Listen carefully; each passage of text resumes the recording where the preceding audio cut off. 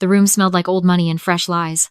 300 people filled the rooftop terrace of the Ashford Hotel, dressed in the kind of clothes that don't have price tags because if you have to ask, you don't belong there. The Chicago skyline glittered behind them like a backdrop someone had paid too much for. My uncle's company, Vertex Digital, had just been valued at $42 million, and my stepmother, the woman my father married 14 months before he died, was standing at the microphone with a smile that belonged in a courtroom exhibit. She was wearing red. Of course she was. On this very special evening, she said, her voice warm and practiced. The kind of warm that comes from years of performing warmth rather than feeling it. Gerald and I want to make an announcement that reflects our commitment to family, to legacy, to the future of Vertex. My Uncle Gerald sat at the main table, nodding slowly. He looked smaller than I remembered from last year. Softer. She had been working on him for 3 years, and the results showed. She reached into the folder on the podium and produced a single sheet of paper. My eyes tracked it the way a pilot tracks a bird strike instinctively, and with the full understanding that something was about to go very wrong. Samantha's 20% stake in Vertex Digital, she announced, has been formally transferred, with her blessing, to our son, Bryce. The applause started before she finished the sentence. I didn't move. I didn't blink. I held the champagne flute with both hands and I watched Bryce, 26 years old, third-generation trust fund, currently under quiet investigation by the SEC for his last 3 business ventures, stand up from his seat and button his jacket like he'd just won an Academy Award. He spread his arms slightly, absorbing the room's approval with the ease of someone who had never once worked for a single thing he owned. My father built Vertex Digital from a spare bedroom and a credit card with a $4,000 limit. He coded through 2 recessions, 1 divorce, 1 diagnosis, and 1 funeral, his own mother's. He handed me my first laptop at age 8 and said, "Learn this. This is how we survive." He died at 53, leaving me 20% of the company he had built, and leaving the other 80% in trust, managed by Gerald. She had just handed my 20% to her son in front of 300 witnesses, and she had used my name to do it. Before I tell you how I watched that entire room turn inside out without moving a single step, drop a comment right now and tell me where you're watching from and what time it is there. I want to know how far this reaches. My name is Samantha Voss. I'm 31 years old.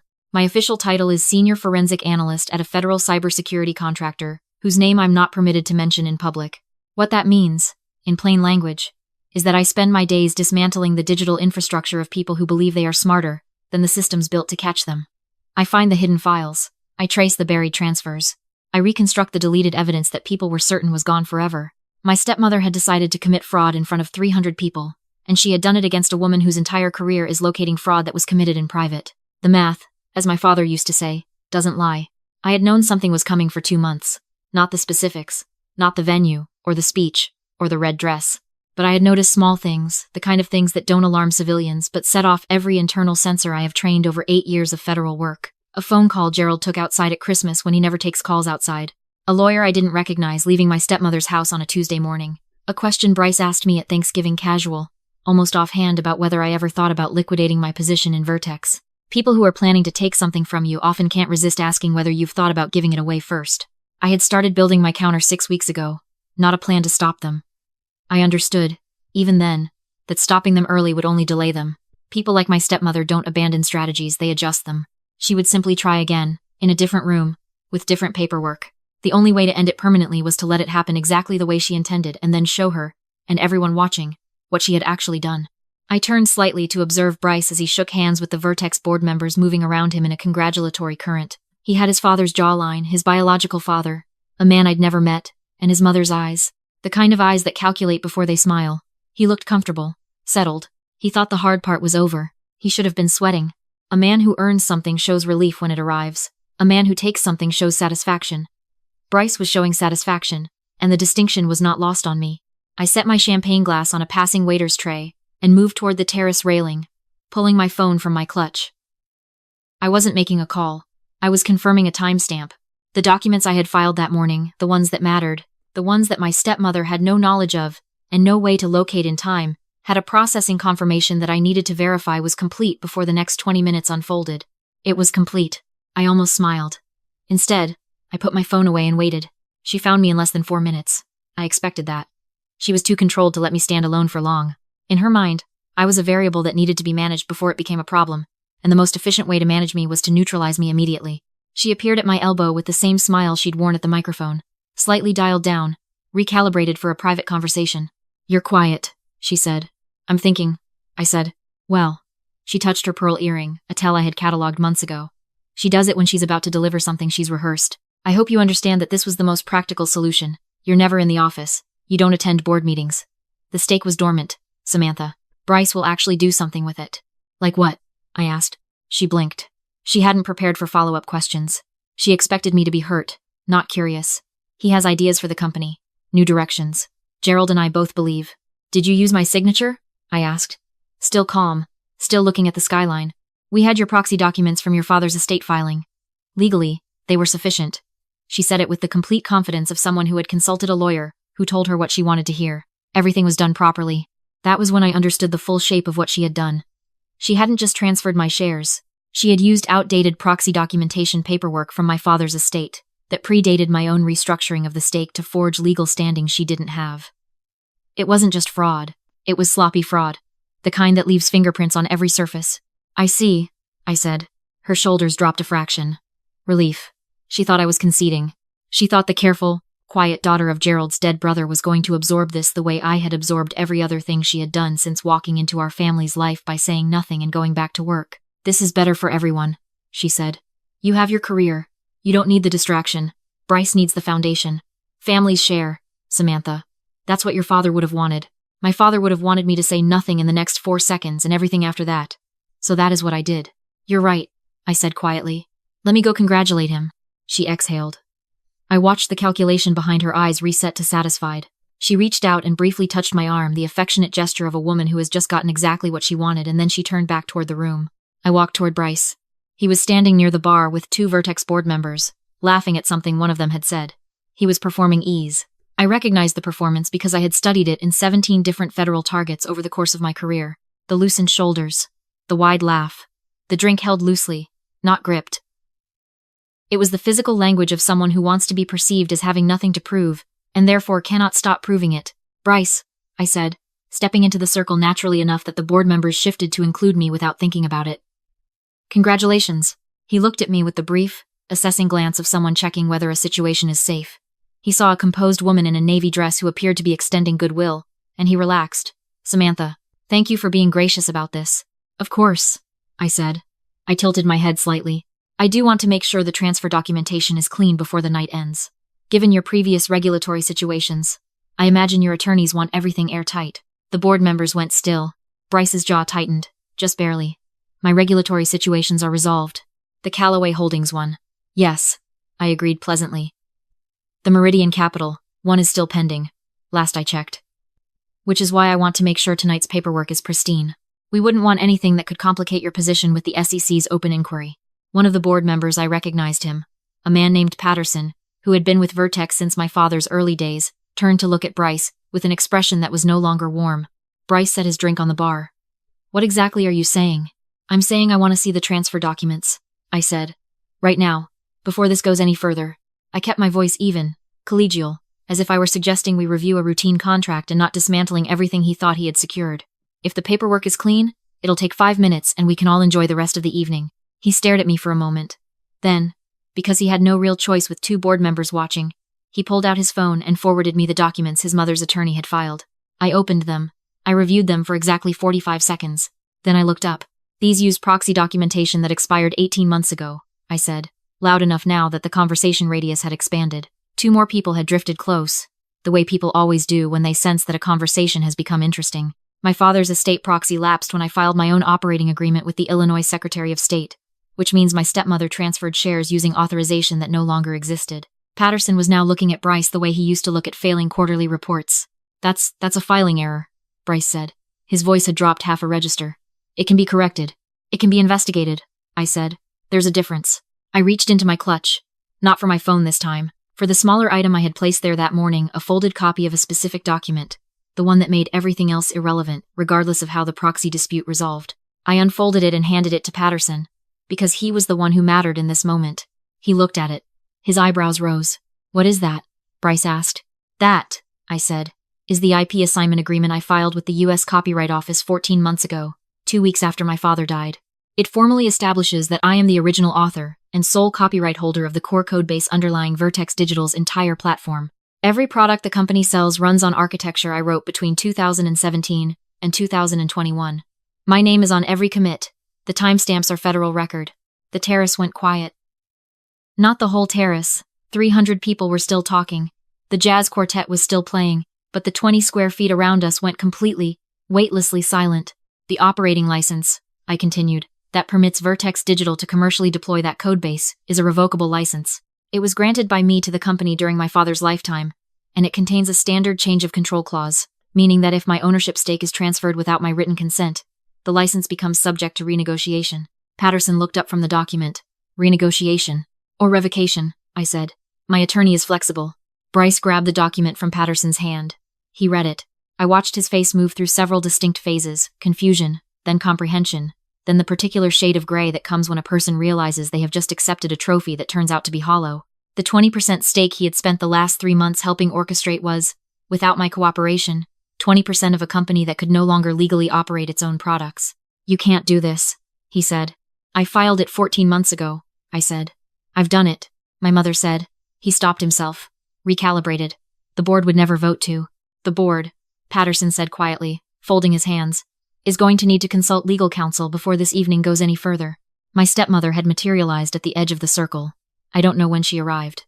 I suspect she had been moving toward us the moment she saw Bryce's body language shift from comfortable to rigid. She read the room in approximately 3 seconds, and then looked at me with an expression that moved through disbelief, and landed, hard, on rage. What have you done? She said. Exactly what Dad taught me to do, I said. I documented everything. She grabbed my elbow. It was tighter than a mother's touch, which was appropriate, because she was not my mother. Fix this, she hissed. Tell them it's a misunderstanding. Tell them you'll renegotiate the license. That this is all. I've already spoken to 2 of the board members privately, I said. Patterson and Dr. Reyes. They've known about the IP assignment for 6 weeks. I told them when I filed it. She went very still. They didn't tell Gerald, I said, because I asked them to wait. I wanted to see what tonight would look like. I needed to understand the full scope of what you were doing before I responded to it. I tilted my head. Now I understand it completely. This is family, she said, her voice dropping to something that wanted to be dangerous but came out hollow. You are doing this to your own family. I'm protecting something my father built, I said. That's what family means to me. It might mean something different to you. Around us, the circle had widened. People who had been pretending not to listen were no longer pretending. Phones were tilted at wrong angles. The jazz quartet finished a song, and in the pause before the next one, the silence on our side of the terrace was noticeable enough that a few more heads turned. Bryce crumpled the document slightly in his hand, not intentionally, just from the grip, and then seemed to realize what he was holding, and smoothed it out with the desperate care of a man who has abruptly understood that physical evidence is no longer his friend. I'll return the stake, he said. Tonight, we can undo the filing. You can try, I said. The Secretary of State's office will need to review the proxy documentation first. Given that it was expired, there may be questions about how it was submitted in the first place. Questions that will likely involve your mother's attorney, and potentially the Attorneys' Bar Association. My stepmother flinched. It was small. It was real. I didn't steal anything, she said. But her voice had lost its architecture. It was a sentence said out of reflex, not conviction. You filed a transfer document using invalid authorization, I said. You used my name to execute a transaction I didn't consent to. You did it in front of 300 people, which makes it very well documented. I paused. I audit financial crimes for a living. This is actually a fairly straightforward case. Patterson spoke then, quietly, to no one in particular, and therefore to everyone. I think we should pause the formal portion of this evening. The next 20 minutes were not dramatic in the way movies prepare you for. There was no screaming. No one threw anything. What happened instead was the slow, grinding sound of a narrative collapsing under its own weight, board members pulling aside their phones, a quiet word to Gerald from Patterson that visibly aged my uncle 5 years and 45 seconds, Bryce retreating toward the elevator bank with the rigid posture of a man trying to appear unconcerned, while every muscle in his body betrayed him. My stepmother found me one more time, near the end, on the outer edge of the terrace where the wind off the lake was cold and clean and honest. You planned this, she said, not accusing, just arriving at the fact. I prepared for it, I said. There's a difference. Gerald will never forgive you for embarrassing him like this. I thought about my uncle.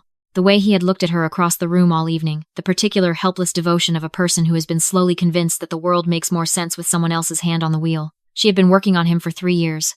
It would take time to undo. I accepted that. Gerald didn't know what he was part of tonight, I said. When he understands the full picture, that'll be between him and his conscience. I'm not his parent. You're going to be alone, she said. The tone shifted past anger, past calculation, arriving somewhere that almost sounded like pity, except that pity requires caring about the other person, and she had never cared about me. You push everyone away. You live in your work. You don't have I have my father's company, I said, and the legal infrastructure to protect it. I think that's enough for tonight. She stood there for another moment, looking for the angle she hadn't found yet. There wasn't one. I had closed every door. She might have moved through the proxy dispute, the IP assignment, the board members who already knew, the paper trail that would take a skilled attorney 18 months to untangle if she wanted to fight it. I hadn't done any of it out of cruelty. I had done it because my father spent 30 years building something real, and the idea that it would be handed to a man currently dodging an SEC inquiry by a woman who saw my grief as a transaction opportunity was something I was not willing to accommodate. She left. I watched her go, the red dress moving through the crowd, Bryce at her side, both of them wearing expressions that would look fine in photographs but couldn't survive a long look. Gerald found me 10 minutes later. He was holding his own champagne glass and not drinking from it, which told me Patterson had already spoken to him. He looked at me for a long time. "Why didn't you come to me?" he said. "Because she had already come to you first," I said, and I needed to understand how far it had gone before I responded. He didn't argue with that. Gerald is not a stupid man. He is a man who had been lonely after my father died, and who had made choices from that loneliness that he was now beginning to fully reckon with. The reckoning would take a while. I was prepared to be patient with it, mostly. "She said you'd agreed," he said. "I know," I said. "I didn't." He nodded slowly. He looked out at the skyline at the city my father had loved, the city that had absorbed his ambition and eventually returned it, many times over, in the form of a company that employed 60 people and produced software that ran on servers across 4 continents. He would have laughed, Gerald said softly, at all of this. He would have found it funny. I thought about that, my father laughing, which he did easily, and often at himself, at the absurdity of systems, at the idea that anyone could outmaneuver a thorough person with enough time to prepare. He would have found it funny. He also would have found it exhausting and sad, and he would have said something quietly cutting about it over coffee, and then made a joke, and moved on. "He taught me well," I said. Gerald put his arm around my shoulders, briefly, in the way of someone who is not sure whether comfort is welcome, but extends it anyway. I let him. Some things are worth allowing, even when you're angry. I left the Ashford Hotel at 10:47. The valet brought my car around in 4 minutes. I sat in the parking structure for a moment before pulling out. Not because I was emotional, I have learned. Over years of doing work that requires you to hold your reactions in suspension for long periods, how to process things in sequence, rather than all at once, but because I wanted to record a voice memo, while the details were precise. The memo took 9 minutes. It covered everything. The conversation with Patterson, the look on Bryce's face when he read the IP assignment, my stepmother's final attempt to reframe the situation as a moral failure on my part rather than a legal one. I send those memos to myself and transcribe them later. Habit. Some people journal. I document. I drove home to my apartment, which is small and specific, and nothing like what my stepmother imagines a person in my position should have. I made tea. I sat at my desk. I opened the secure channel I use for federal contract work, and drafted a 1-paragraph notification to the appropriate contact about Bryce's involvement in tonight's transaction, not because I was obligated to, but because open SEC inquiries tend to move faster when they receive unsolicited, documented evidence of additional behavior. And I am, at my core, a thorough person. I sent it. I closed the laptop. I drank my tea. My phone had 12 messages, 4 from numbers I recognized, 8 from numbers I didn't. I read the 4 from people I knew. Gerald, saying he was sorry, and that they needed to talk. Patterson, saying the board had voted to table the transfer, pending legal review. A friend who had been at the gala asking if I was all right. And my father's old accountant, a woman named Ruth, who had known him since before I was born, who had apparently been in the back of the room all evening and simply texted me a single word. Proud. I put the phone face down, and sat with that for a while. The thing they always miscalculate, the people who look at someone quiet and organized and dedicated to their work and decide that those qualities make her an easy target, is that discipline is not passivity. Patience is not weakness. The stillness of someone who is preparing is not the stillness of someone who is afraid. My father built a company. He left me a piece of it and the skills to protect it. My stepmother saw an opportunity in my grief, and tried to take what wasn't hers, using my name, in front of 300 people who were now going to spend the next week telling the story. She should have done her research. I work with federal agencies that dismantle the financial structures of people who genuinely believe they are untouchable. I have sat across from men worth 9 figures, while their attorneys watched their entire defense strategy dissolve because they didn't understand that the assistant they fired 6 months ago kept copies of everything. I understand, at a granular level, how evidence moves through systems, how documentation outlasts relationships, how the smallest procedural error, committed confidently, becomes the load-bearing wall of someone else's case. She used an expired proxy. She filed it with the state. She announced it publicly. She did all of this thinking the woman she had underestimated for 3 years was simply going to sit in the back of a room and be managed. I don't get managed. I finished my tea. I went to bed. In the morning, I would call my attorney and begin the formal process of correcting the state filing, which would take approximately 3 weeks and result in my stake being formally restored with a legal record attached to it that would make any future attempt considerably more complicated. I would also call Gerald, because he deserved a conversation that wasn't held in the middle of an event, and because he is my father's brother, and because the people who raised you are not always the people who deserve you, but sometimes they are worth the effort of a difficult conversation anyway. But that was tomorrow. Tonight, I lay in the dark and thought about my father at his desk, in the spare bedroom, the glow of the monitor, the credit card with $4,000 on it, the laptop he handed me at 8 years old. Learn this. This is how we survive. I learned it, Dad. I promise you. I learned every single part of it.